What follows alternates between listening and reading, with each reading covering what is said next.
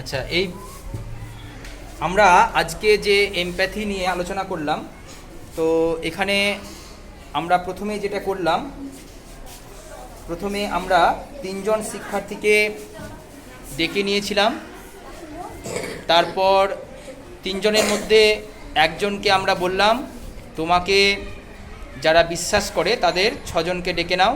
ছজনকে ডেকে নেওয়া হয়েছিল এবং যে শিক্ষার্থী ডেকে নিয়েছিল সে বৃত্তের কেন্দ্রে ছিল এবং আরও যে ছজন তারা বৃত্তের পরিধি বরাবর ছিল। এবং তারপর আমি বললাম যে তুমি পড়ে যাওয়ার একটা রোল করবে।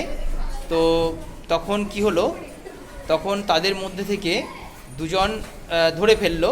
অর্থাৎ এখানে আমরা বোঝাতে পারলাম যে সহমর্মিতা জিনিসটা কি।